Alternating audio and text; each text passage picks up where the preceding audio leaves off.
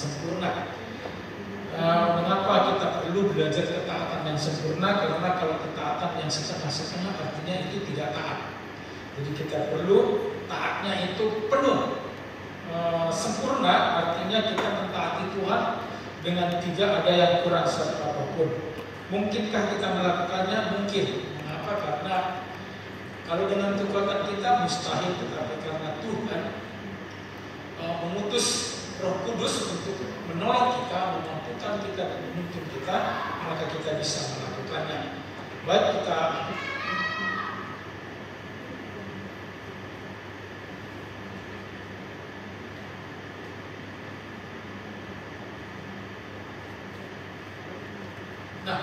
sebelum kita belajar tentang ketaatan, ada perdebatan atau perbedaan pendapat antara teologi Paulus dan teologi Yakobus.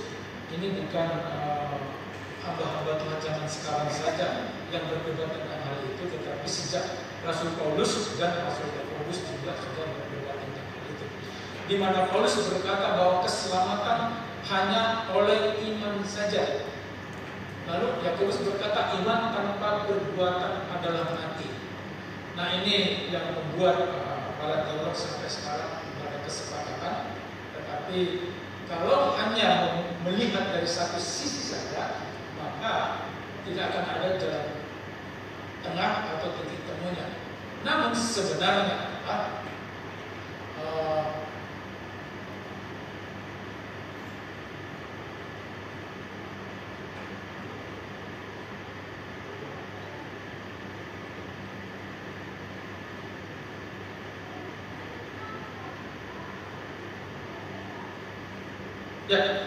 dalam Roma 4 ayat 3 dikatakan, lalu percayalah Abraham kepada Tuhan dan Tuhan memperhitungkan hal itu kepadanya sebagai kebenaran. Perhatikan bahwa Paulus hanya melihat bahwa Abraham percaya, lalu percayanya itu diperhitungkan sebagai kebenaran.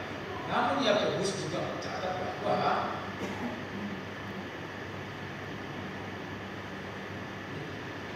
bukankah Abraham bapa kita dibenarkan karena perbuatan-perbuatannya ketika ia mempersembahkan Ishak anaknya di atas mezbah? Nah, kesimpulannya adalah begini dari perdebatan ini.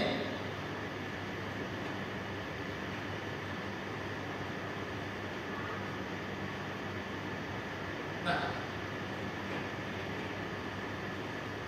tangan yang di atas ini menggambarkan anugerah Tuhan untuk menyelamatkan orang yang berdosa, Bapak, Ibu, dan saya. Namun, nggak bisa ya.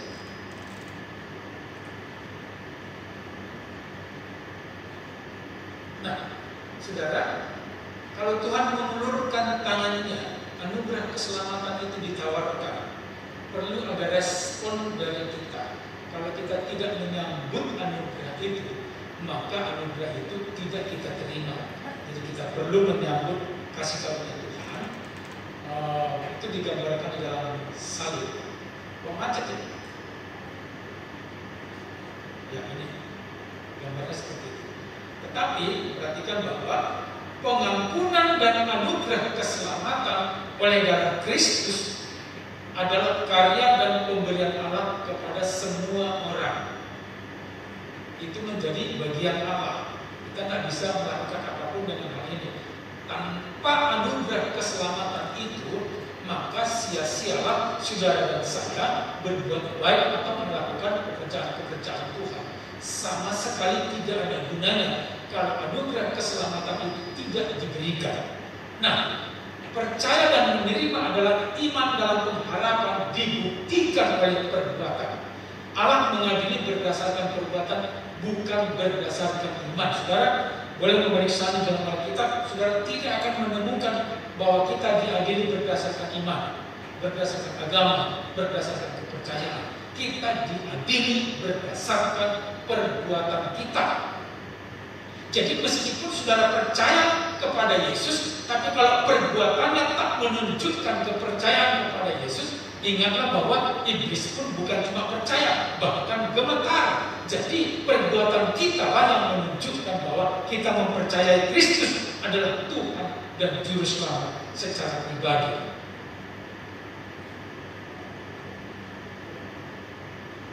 Tadi tercampur. Tetap jaga jarak terhadap. Nah, perhatikan bahwa sebenarnya Paulus bicara tentang bagian Allah dan Yakobus bicara bagian manusia.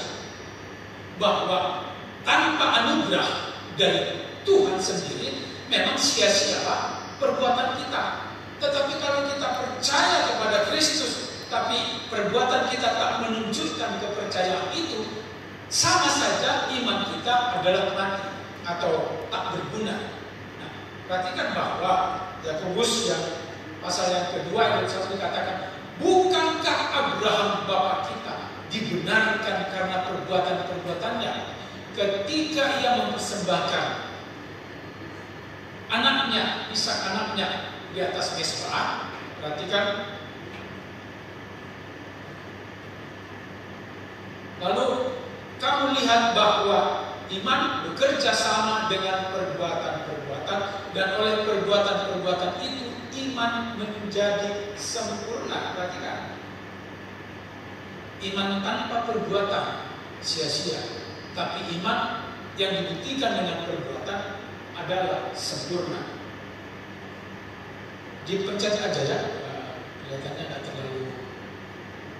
Nah, itu sebabnya kita akan belajar tentang iman atau ketaatan yang sempurna yang dicontohkan oleh Abraham, yang kita ini mengaku adalah anak-anak Abraham. Karena Abraham adalah bapak orang beriman, dan ada 3 agama yang mengakui Abraham itu sebagai bapaknya. Yang pertama itu Yahudi, kedua Kristen, dan yang ketiga Muslim yang mengakui bahwa Abraham itu juga bapak mereka sebagai bapak orang beriman. Tiba-tiba Abraham berubah menjadi Ibrahim, dan tiba-tiba menjadi beragama Islam. Ya itu terserah mereka lah. Ngapain juga kita debat? Kalau saya dikatakan Muslim juga apa-apa, karena Muslim artinya berdamai dengan Allah. Bukankah tidak masalah bagi kita? Saya di Kaliwungu itu kalau memberikan sambutan atau pertanyaan dalam pertemuan warga, kadang-kadang saya awali dengan wassalamualaikum warahmatullahi wabarakatuh, dan mereka tahu kalau saya pendeta, mereka kaget. Oh, udah bisa tuh, bisa, itu bahasa kok. Itu kan bahasa Arab. Orang Kristen di Arab Saudi juga mengucapkan kata yang sama. Lalu kenapa kita di Indonesia tidak mengucapkannya? Itu kan bahasa, sama seperti bahasa Indonesia.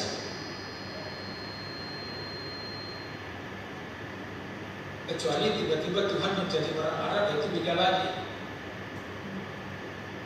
Tapi saya nggak percaya kalau Tuhan orang Arab, karena Tuhan pasti mengerti semua bahasa. Kalau saya ngomong bahasa Batak, alia mengambil marhabang sejubar berkicau. Tuhan ngerti. Bapa kami yang di surga, Tuhan ngerti. Orang Asahan bilang, ayah kami yang ada di surga, Tuhan mengerti. Mau pakai bahasa Jawa, bahasa Mandarin, no problem. Tuhan mengerti. Kalau Tuhan nggak ngerti, itu mah bukan Tuhan, Tuhan-Tuhanan. Ya. Nah, ini mari Bapak itu bisa lihat yang cetakan berwarna kuning nggak? Bisa dibaca. Baik, kalau bisa dibaca, saya mau baca. Ya. Saya mau baca yang teks putih, nanti Bapak Ibu membaca yang kuning. Kita mulai. Beberapa waktu kemudian Allah memuji kesetiaan Abraham. Allah memanggil Abraham, lalu Abraham menjawab, ya Tuhan.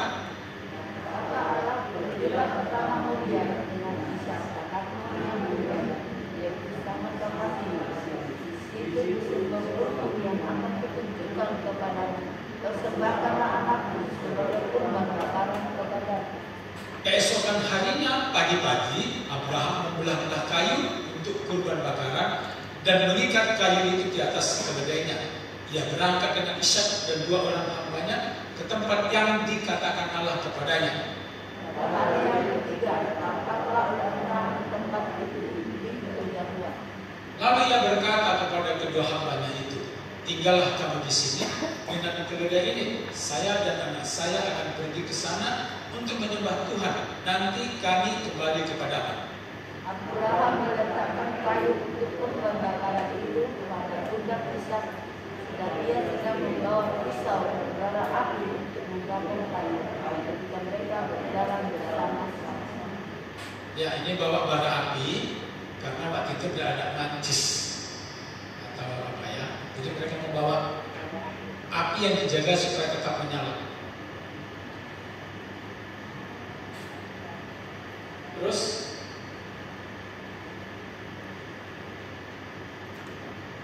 Ishak berkata, "Ayah." Abraham menjawab, "Ada apa anakku?"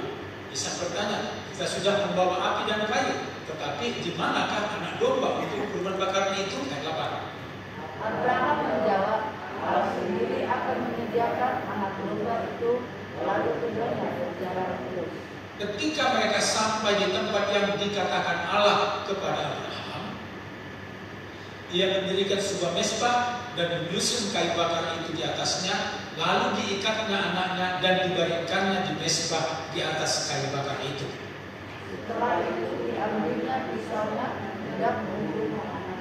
Tetapi malaikat Tuhan berseru kepadanya dari langit, "Abraham, Abraham."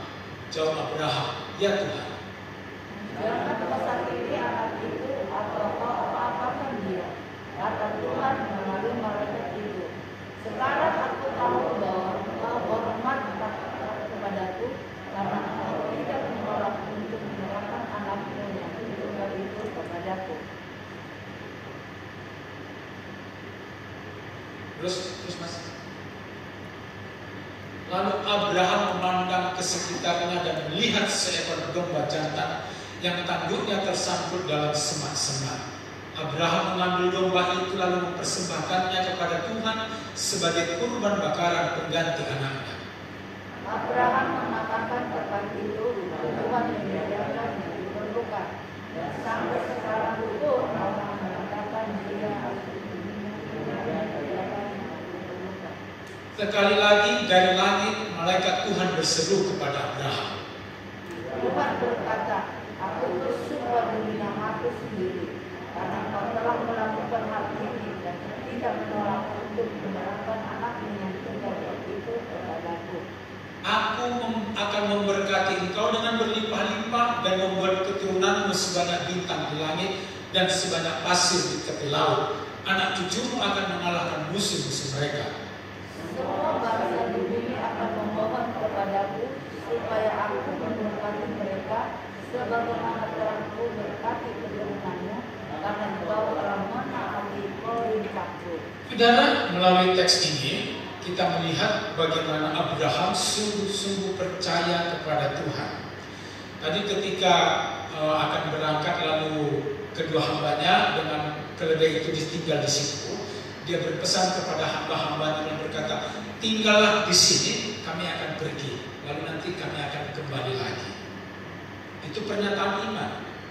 Dia tidak bilang, "Tinggallah di sini, kami akan pergi, sesudah itu aku akan pulang." Dia punya keyakinan bahwa meskipun Ishak akan dipersembahkan, akan disembelih, tapi dia percaya bahwa ketika pulang nanti dia akan bersama Ishak, karena Alkitab mencatat Abraham percaya bahwa Tuhan bisa menghidupkan Ishak ketika sudah dipersembahkan, Tuhan bisa menghidupkan Ishak kembali. Terlalu mendengar ya. Dan kita berdoa supaya kita punya sound system yang enak didengar. Nah, saudara perhatikan bahwa Allah menguji kesetiaan Abraham.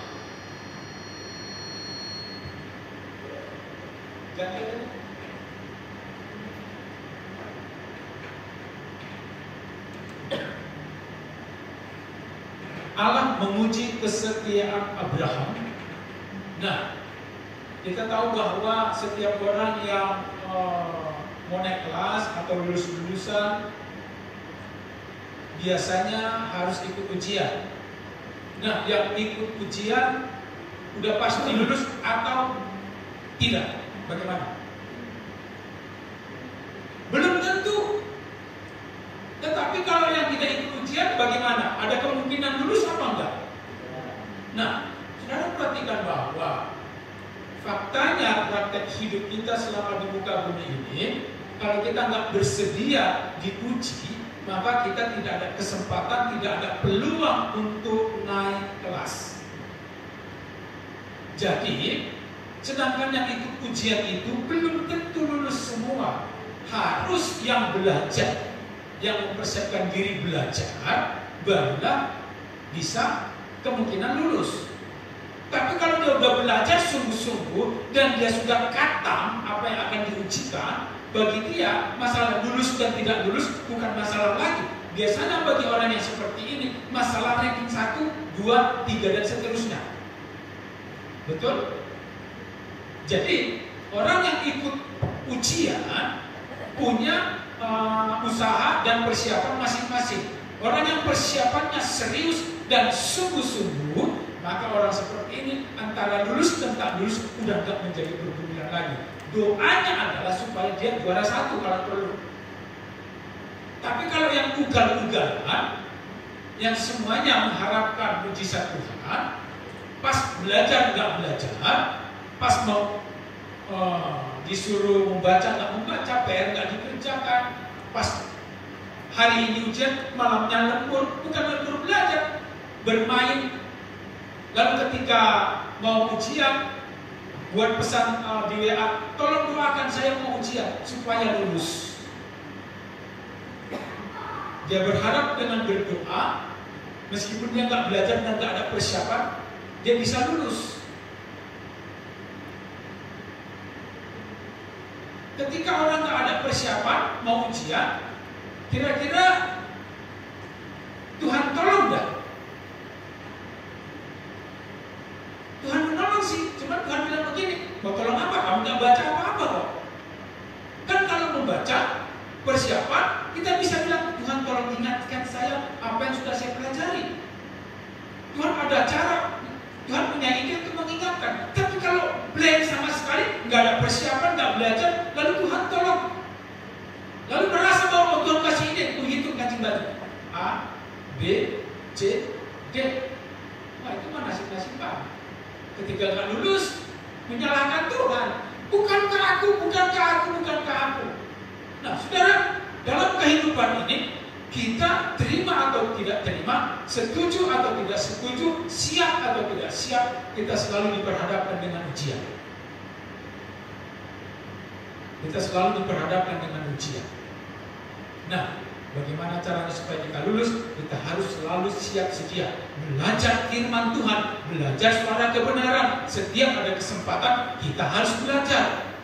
Beberapa waktu yang lalu ketika ada PA, teman pendeta dari Banjarmasin ikut, namanya Pak Hendrik, dia ikut belajar.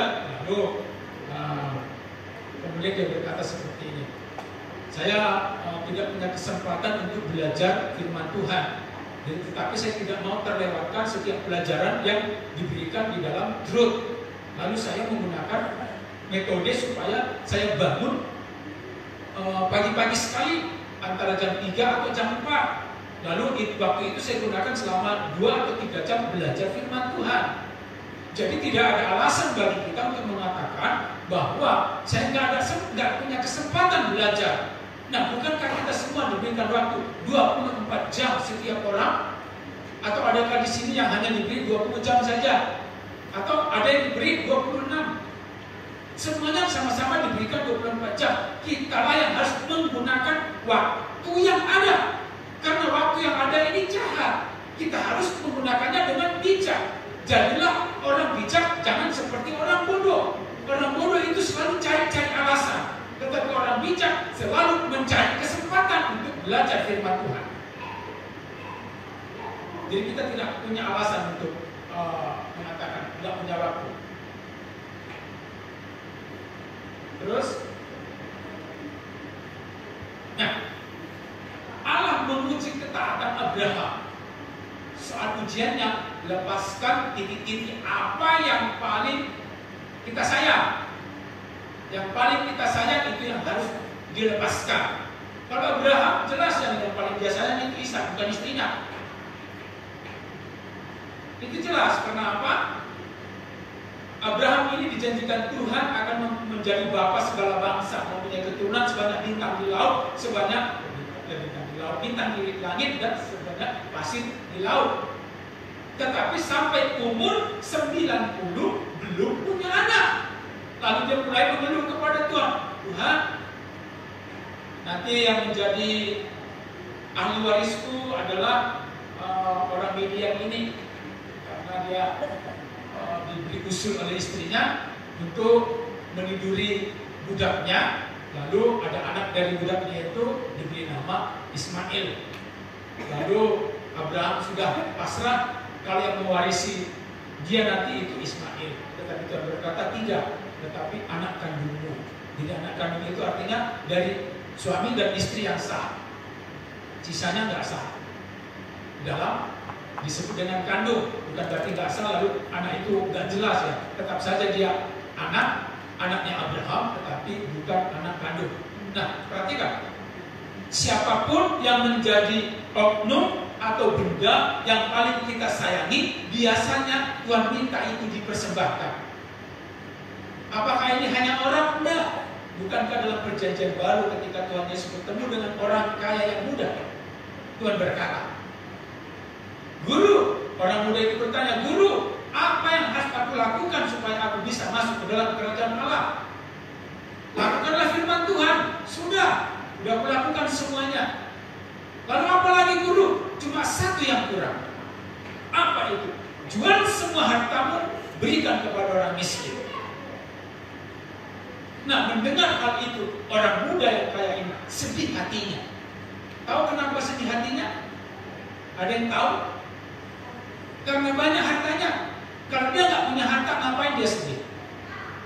Saya yang paling gampang melakukan firman Tuhan yang ini. Warban, serahkan semua hartamu, ambil semua Tuhan, nggak punya. Suruh serah, misalnya Tuhan, serahkan mobilku Tuhan, puji Tuhan, ini kredit kok. Tuhan, lanjutkan kreditnya, saya nggak sakit kepala lagi. Serahkan rumahmu, sama ini over kontrak, over kredit kok Tuhan. Tuhan yang bayar, aku yang menempati, aman. Yang mana yang Tuhan meminta? Nah, yang masalah kalau saudara punya uang 7 miliar deposito dan bilang jual, saudara mikir, udah nggak usah masuk di situ lagi. Begini ya. Jadi apapun itu, orang, pribadi, benda, harta apapun itu, kalau yang paling kita sayangi, hati kita melekat kepadanya, Tuhan katakan lepaskan, persembahkan itu kepada Tuhan. Apapun itu. Lalu perlukah bertanya, mengapa seperti itu? Pernahkah seorang murid ketika menghadap ujian lalu tanya sama guru, Guru, pertanyaan apa seperti ini? Ada enggak? Ini Pak Titus langsung ketawa, karena kalau ada murid yang bertanya seperti itu, Pak Titus mesti ngomong, kamu ini guru atau murid? Abraham pun tak bertanya. Padahal soal ujiannya itu pantas dipertanyakan. Abraham punya hak bertanya begini, Tuhan, bukankah anak ini adalah anak yang Tuhan janjikan? Tuhan, tolong diperiksa kembali ujiannya. Jangan-jangan Tuhan keliru. Tuhan, ini kan anak satu-satunya. Tuhan kan ngerti. Aku menantikannya ini. Dan kalau ini dipersembahkan kepada Tuhan, Tuhan berarti aku akan kehilangan keturunan yang kandung. Tuhan kenapa nggak minta yang Ismail aja? Karena Tuhan minta jelas Ishak, bukan persembahkan salah satu anakmu. Nangkap ya? Tuhan mintanya itu jelas Ishak, bukan salah satu. Kalau salah satu pasti atau misalnya ini misalnya Tuhan minta tumbal misalnya, atau kan kalau orang minta kekayaan kan biasanya diminta tumbal toh. Nah ini kalau misalnya diminta tumbal saja, persembahkan salah satu anggota keluargamu, Kira-kira yang mana mau dipersembahkan Abraham? Sebenarnya Abraham terserah, yang penting bukan Ishak. Ismail boleh, Sarah boleh, Hagar boleh, yang mana pun boleh kecuali Ishak. Karena apa? Karena Ishak itu penerus keturunannya.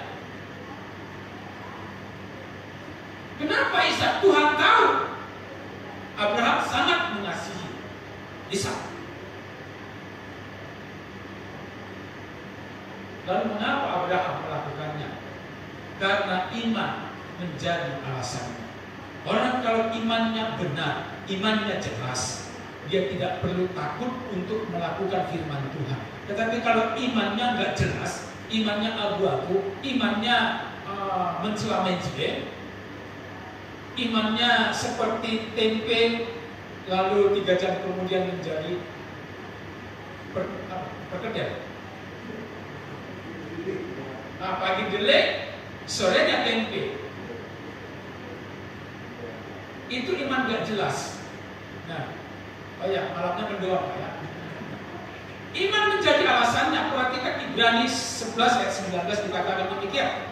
Abraham yakin bahwa Allah sanggup menghidupkan kembali Ishak dari kematian. Jadi boleh dikatakan Abraham sudah menerima kembali Ishak dari kematian.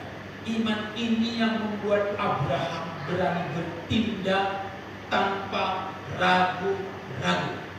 Terus, tadi kita sudah membaca, ujiannya sudah diberikan. Ini respon atau jawaban Abraham. Ayat 2 dan 3 dikatakan segera bertindak. Jadi tidak ada alasan berkata, Tuhan, aku mau doa puasa dulu, karena ini antara hidup dan mati anakku, anak satu-satunya, aku harus doa puasa dulu. Boleh dia berkata seperti itu? Boleh. Banyak orang Kristen udah jelas firman Tuhan, tapi masih ngeyel, masih minta-minta petunjuk, masih berdoa dan berpuasa. Tuhan yang ngomong, firman-Nya jelas, masih berdalih. Tapi Abraham tidak. Karena penundaan sama dengan tidak taat. Ayat 4 dan 6. Tidak lekang oleh waktu. Perhatikan, bukankah dari rumah, dari kemahnya membutuhkan 3 hari perjalanan ke Bukit Moria, di mana ritual atau tempat di mana Ishak harus dipersembahkan itu butuh waktu 3 hari perjalanan. Hari pertama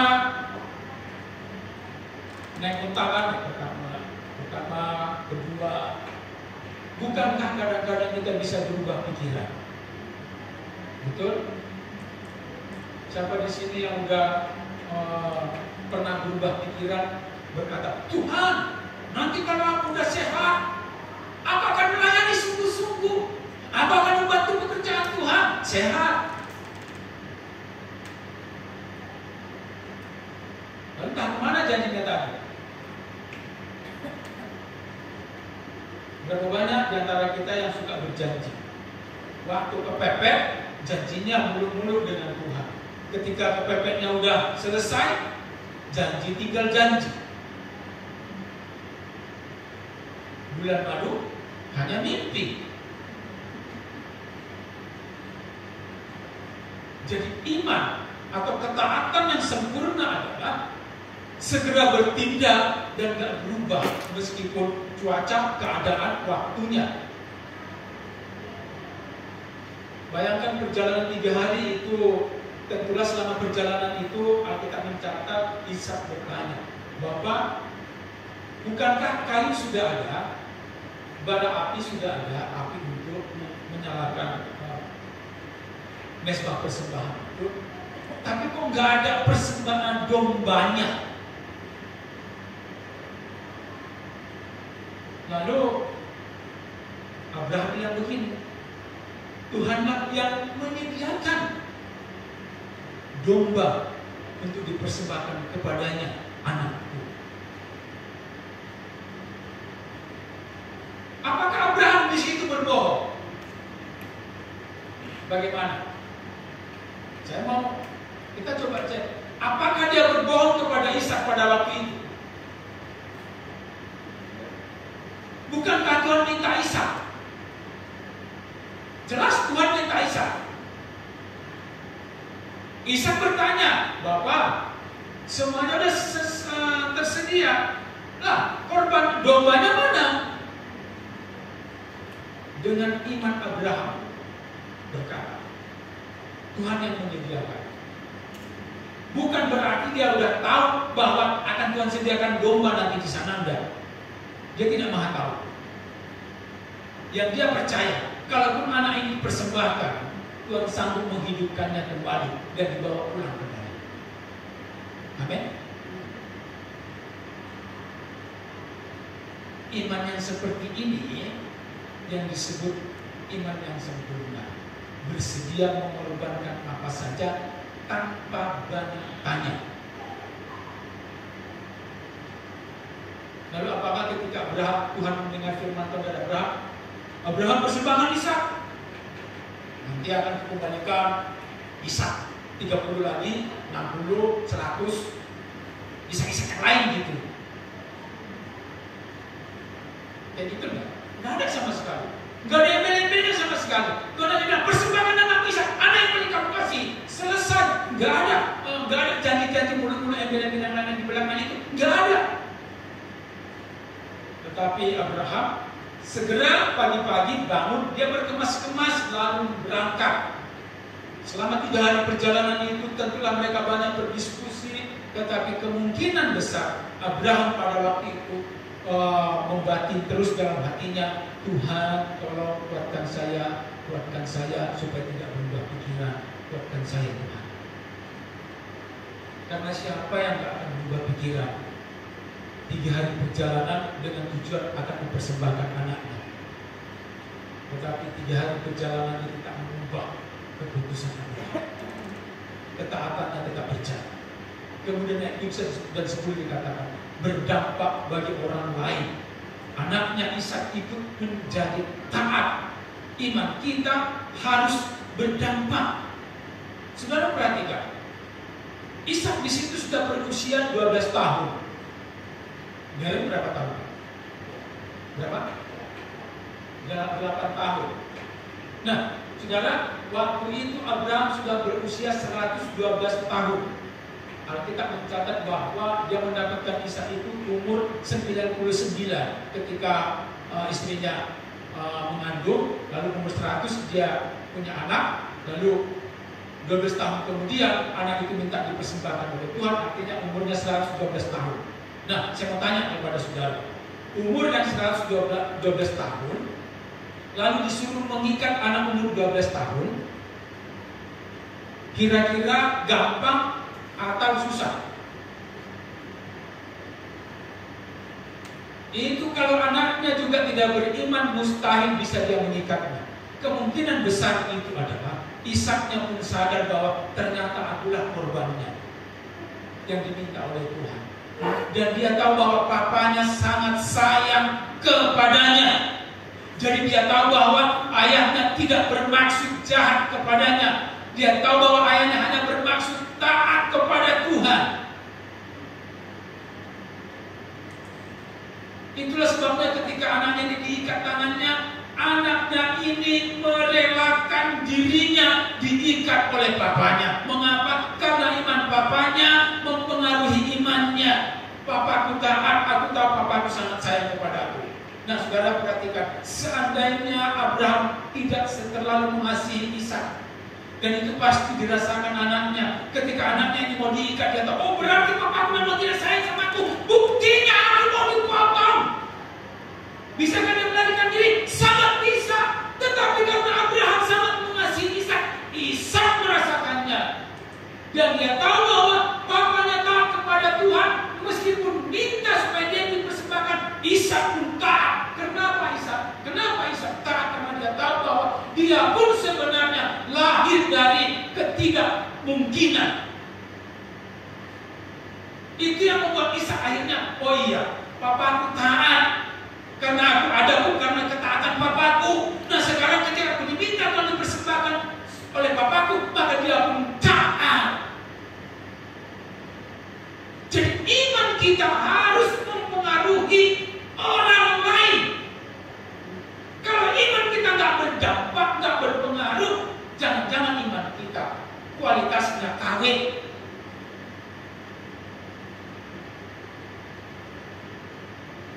Dia mengikat anaknya, lalu diangkat ke atas mesbah.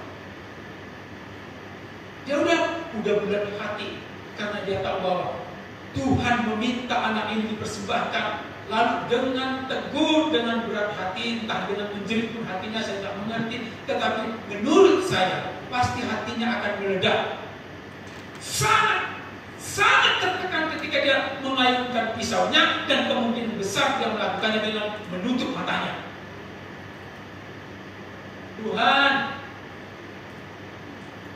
ketika dia berkata Tuhan, nah malaikat Tuhan berkata, Abraham, Abraham, jangan kamu apa-apakan anak itu. Sekarang aku tahu bahwa engkau tidak menyayangkan anakmu satu-satunya, anakmu yang tunggal itu. Nah, saudara perhatikan, di sini ada perdebatan teologi juga. Karena yang hadir pada waktu itu malaikat Tuhan. Kalau saudara melihatnya dalam teksnya itu, malaikat Tuhan, Tuhannya itu dalam huruf besar semua. Itu menunjukkan sebenarnya Kristus dalam bentuk malaikat, teofani. Karena memang Allah yang menunjukkan, yang bisa mewujudkan dirinya itu adalah pribadi ketiga, pribadi kedua, yaitu anak Allah, namanya Kristus. Nah, saudara perhatikan. Di sini ada satu doktrin yang bertentangan dengan kebanyakan orang. Karena pada waktu itu Tuhan Allah berkata, sekarang aku tahu. Kira-kira sebelumnya Tuhan tahu enggak kalau Abraham ini akan taat?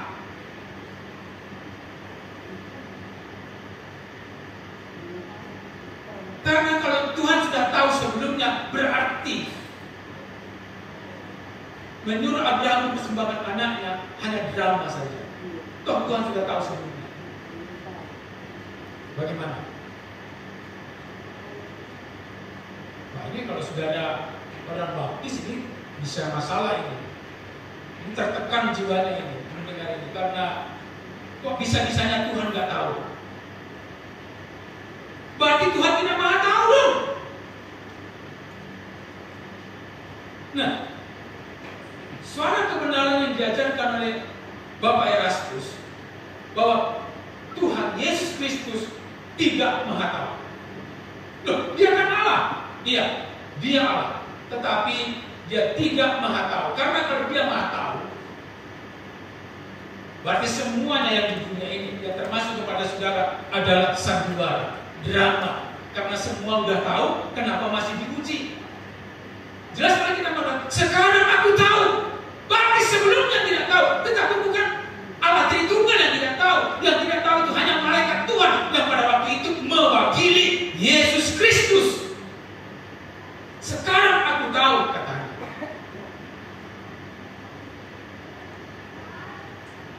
Bukankah dalam perjanjian baru ada banyak nats kitab suci mengatakan bahwa Yesus maha tahu? Lain kali kita akan bicarakan. Tetapi faktanya memang Kristus ketika hidup di muka bumi pun tidak maha tahu. Hanya dia Mesias. Mesias itu orang yang diurapi Tuhan, yang dikaruniai semua karunia Roh Kudus, karunia pengetahuan, karunia mujizat, karunia semua yang disediakan oleh Roh Kudus dimiliki oleh Tuhan Yesus. Karena dia adalah Sang Mesias, orang yang diurapi oleh Tuhan. Itulah sebabnya dia bisa berdoa untuk orang mati. Orang mati itu dihidupkan, orang sakit dia berdoa untuk orang sakit, orang sakit itu disembuhkan, buta melihat, timpang berjalan. Tapi kita membuktikan kalau dia Tuhan. Karena Petrus juga, Paulus juga berdoa untuk orang mati itu hidup kembali. Tetapi Paulus dan Petrus tidak tiba-tiba menjadi Tuhan. Tetapi Yesus tetap Tuhan. Hanya saja kealahannya dimatikan selama dia melayani sebagai manusia di muka bumi. Nah, jawaban Abraham, responnya terhadap ujian menghasilkan nilai A plus. Terus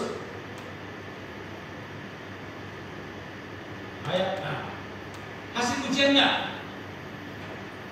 ayat 11 dan 12, Abraham lulus, takut akan Allah. Ayat 11, tetapi malaikat Tuhan berseru kepadanya dari langit, Abraham, Abraham. Jawab Abraham, ya Tuhan, jangan kau sakiti anak itu atau kau apa-apakan dia. Kata Tuhan melalui malaikat itu, sekarang aku tahu bahwa engkau hormat dan taat kepadaku, karena engkau tidak menolak untuk menyerahkan anakmu yang tunggal itu kepadaku. Dan ketaatan kita kepada Tuhan dibuktikan dengan kerelaan kita melepaskan apapun yang paling kita kasihi, yang paling berharga dalam hidup kita. Lepaskan itu. Kalau kita nggak berani melepaskannya, ketaatan kita kawin. Mungkin terlihat di luar kita ini taat kepada Tuhan, tetapi ketaatan kita mungkin super kopi, tapi tetap saja nggak asli. Amin. Dan yang kita aminkan imannya Abraham, bukan iman yang KW tadi. Jangan kita senang-senang punya iman KW, senang-senang diaminkan. Jangan. Aminkan iman Abraham. Lalu kita teladani dia. Terus ayat yang selanjutnya dikatakan, Abraham lulus, Tuhan menyediakan sesuai iman Abraham. Tuhan menggenapi janjinya untuk memberkati Abraham berlimpah-limpah, bahkan menjadi berkat bagi bangsa-bangsa. Menjadi berkat bagi bangsa-bangsa, bukan menjara harta bangsa-bangsa.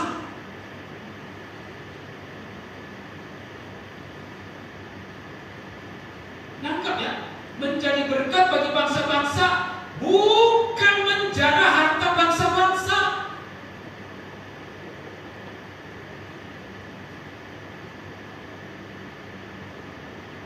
Aplikasinya untuk kita, taatlah kepada Tuhan mulai sekarang.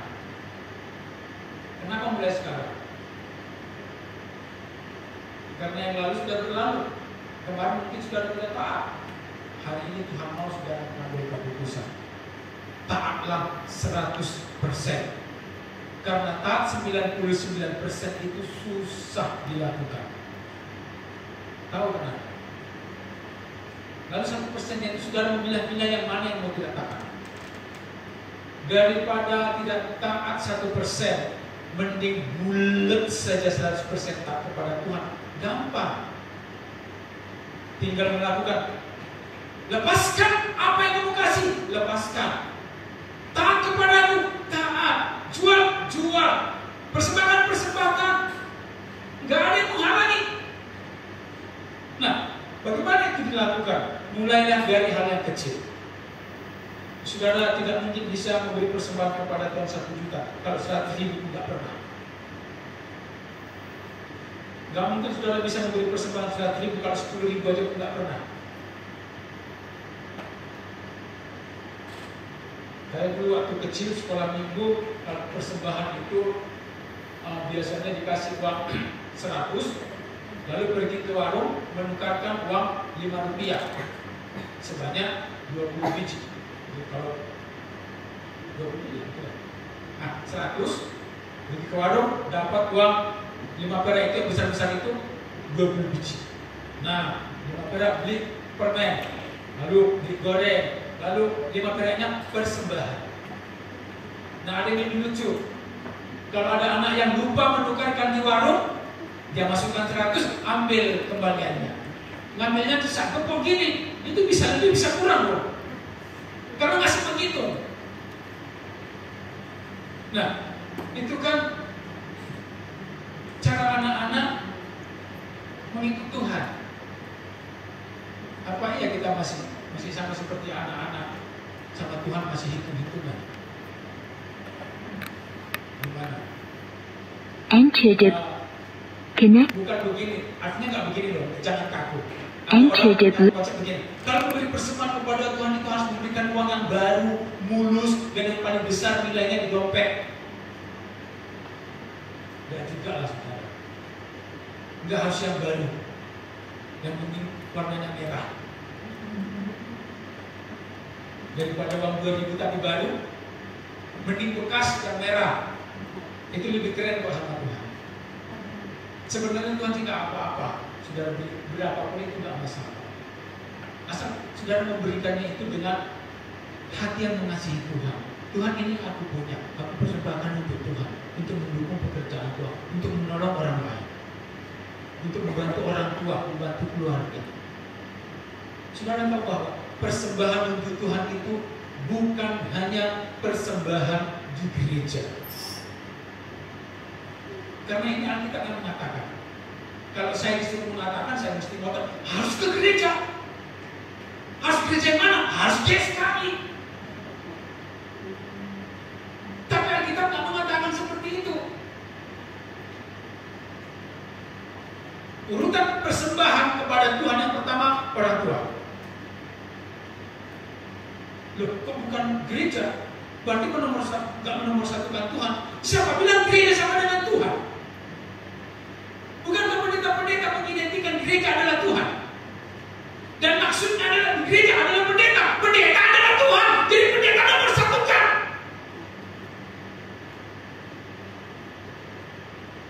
Bantulah orang tuamu. Kalau kamu punya 5 mobil, orang tahu belum punya mobil, jangan kasih ke gereja dulu. Pendeta sih senang, tapi ibumu, bapamu sakit hati. Apa yang membesarkan dia? Apa yang menyekolahkan dia? Kok pendeta yang beli mobil? Belikan mobil untuk bapak-mamamu.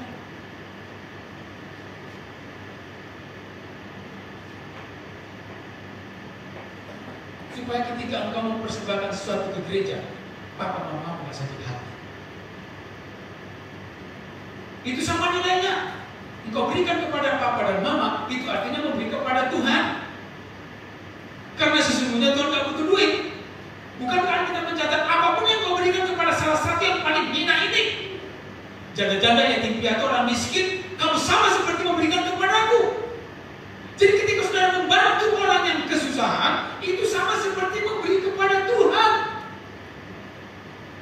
Tapi gereja seringkali mengajarkan yang keliru. Beri kepada gereja. Buatlah kota di depan besar-besar. Judulnya banyak-banyak. Persembahan pembangunan, persembahan khusus ulang tahun. Pokoknya ini pokok tak semua. Yang ngumpulin siapa? Pendeta.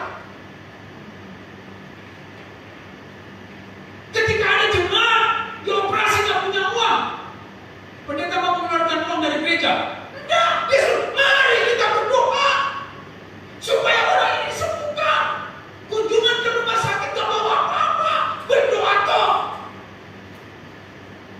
Gereja butuh alat musik, mari beriman, disuruh persembahkan.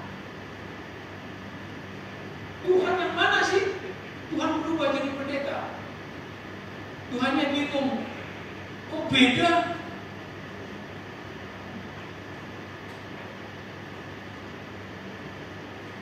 Buang semua yang kita kasihi melebihi Tuhan.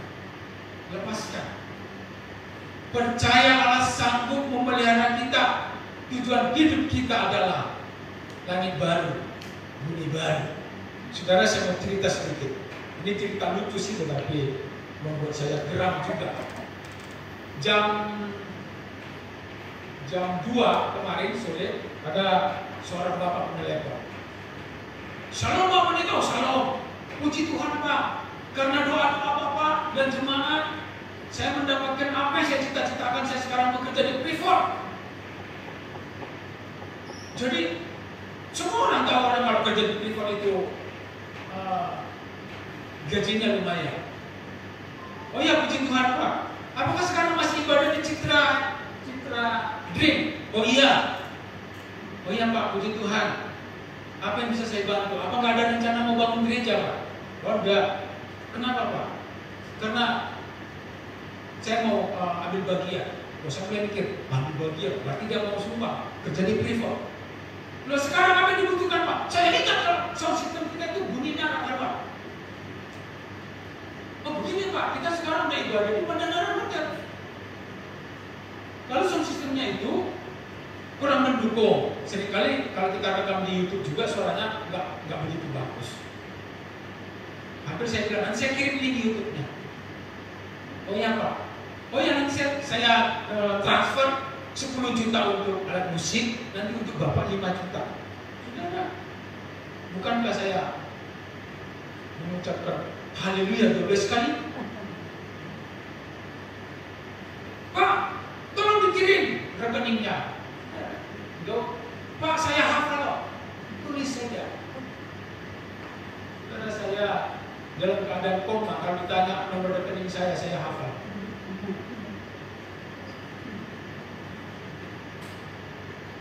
Lalu, meskipun begitu saya SMS nomor rekening. Tunggu ya Pak setengah jam. Oh, saya udah senang-senang dengan istri, udah memuji Tuhan, haleluya, udah mimpi indah lah saudara, karena kami udah setengah jam kemudian dia telepon. Pak, kapan terakhir kali cek saldo? Baru saja dicek. Berapa saldo terakhir? 126.000. Gak ada nomor rekening yang lain, gak ada, cuma itu. Ya, bentar, tak periksa lagi. Coba diperiksa lagi. Ketika dia tanya begitu, saya langsung, oh saya ini udah terbiasa sih menerima telepon penipu, udah biasa. Jadi ada yang lucu. Apa hubungannya saldo saya dengan dia transfer? Lalu, ya Pak, nanti saya telepon lagi. Dan periksa Pak, udah berapa saldonya? 126.000 Pak, belum berubah. Dia berharap dia saldo saya di rekening itu mungkin 100 juta, 50 juta, supaya dia suruh saya ke ATM. Periksa, apapun udah masuk yang 15 juta itu. Sampai sekarang saya periksa nggak masuk-masuk. Padahal saya udah mikir-mikir ini nanti tanggal 27 pas apa biasanya akhir bulan kita kan tim pastoral makan bersama, dan mikir-mikir makan sedikit keren dikit gitu dong. Begitu kita tahu tadi kan saya tidak ada. Saya tidak ada hubungannya menanya saldo sebelumnya dengan kirim uang, tidak ada hubungannya. Yang saya berpikirnya begini, kok dia tahu kita ibadahnya di Citra Dream? Kok dia tahu nomor HP saya? Oke lah, nomor HP nggak masalah. Nomor HP saya memang bertaburan di mana-mana. Di Facebook, di Instagram, saya mau ngobrol nomor HP saya. Saya nggak takut ditipu. Saya udah tahu bagaimana cara menghadapi penipu. Pokoknya kalau ada yang nggak connect, nggak pas, nggak sinkron, saya langsung tahu ini penipu. Udah biasa. Karena bukan biasa saya menipu loh, enggak. Saya udah biasa menghadapi peneleponan seperti itu. Mulai dari kartu kredit, KTA, hadiah, saya udah pernah. Nah bayangkan, kenapa sampai orang berniat menipu dan yang sasarannya itu pendeta? Saya mikirnya gitu. Karena menipu udah berpengalaman, pendeta itu udah mau ditipu.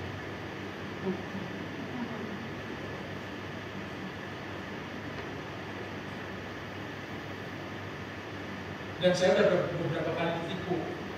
Karena pendeta kan punya belas kasihan. Nah, belas kasihan itu seringkali dimanfaatkan orang.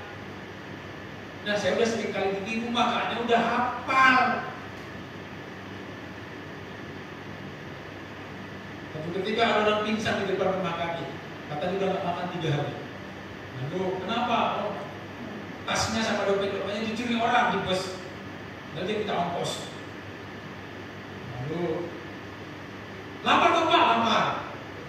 Dia mau minta uang, tak belikan nasi rames. Ini Pak, mari makan.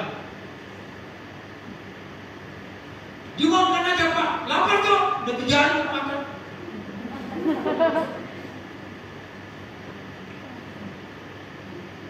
Sekarang banyak penipu saudara. Dan saya berharap saudara, meskipun ada banyak penipu, jangan membuat saudara kapok berbuat baik. Tidak apa-apa. Kalaupun kebaikan kita salah sasaran, Tuhan tetap menghitungnya sebagai kebaikan. Amin. Dan yang kemarin bapak-bapak itu, ya sebenarnya saya bersyukur sih, membuat saya setidaknya 1 jam saya senang-senang mengucap syukur haleluya 12 kali. Meskipun akhirnya saya, wah ini penipuan, ceknya juga saya. Kira-kira kayak gitu masuk surga nggak? Meskipun nggak masuk, kelihatan. Saya nggak tahu dia pernah masuk GSKI apa masih nggak tahu. Cuman dia kok hafal semua.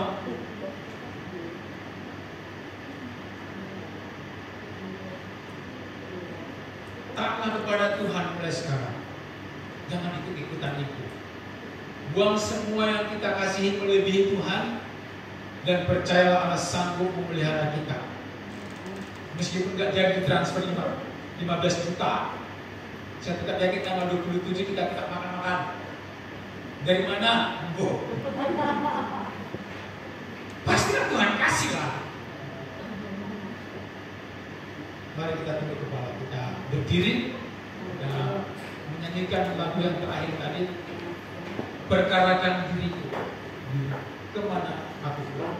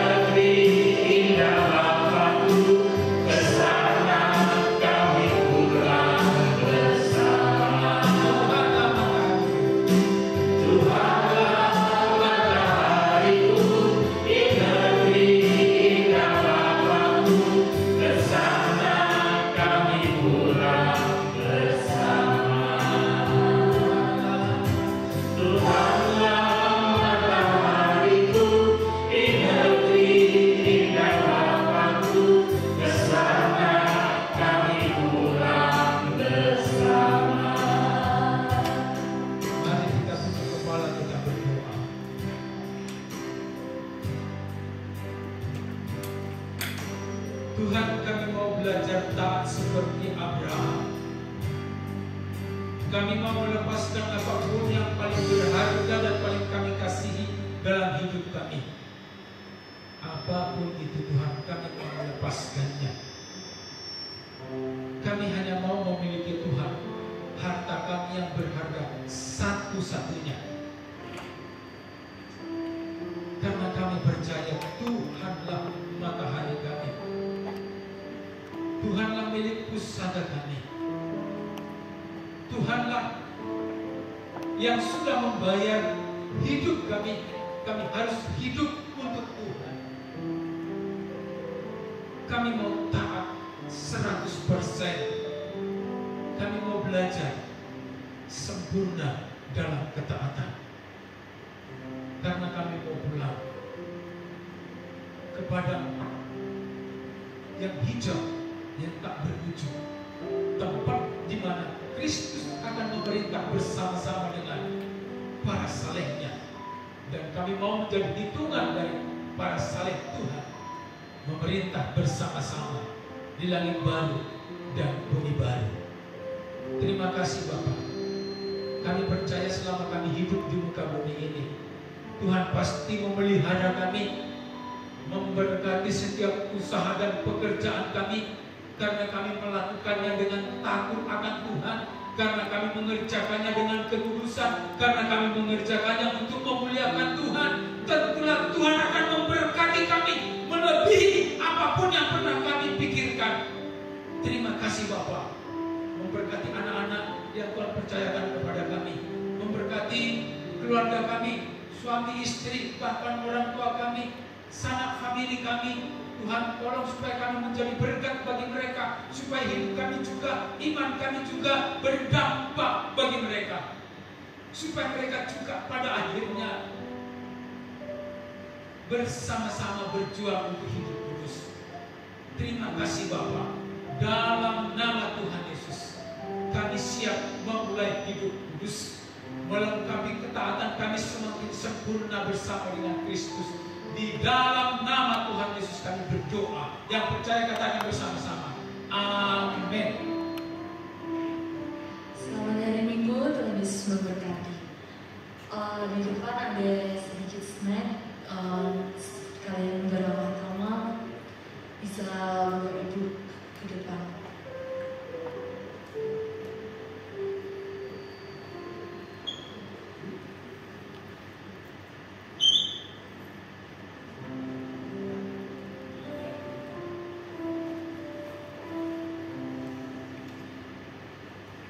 Mari Bapak Ibu Saudara boleh ke depan, boleh bisa menikmati sambil berfellowship.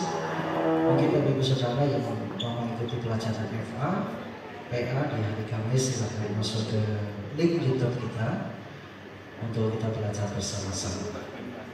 Terima kasih, Tuhan Yesus memberkati.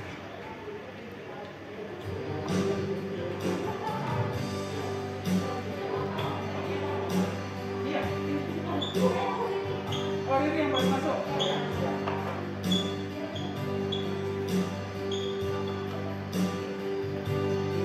Ini yang bermerah. Oh iya.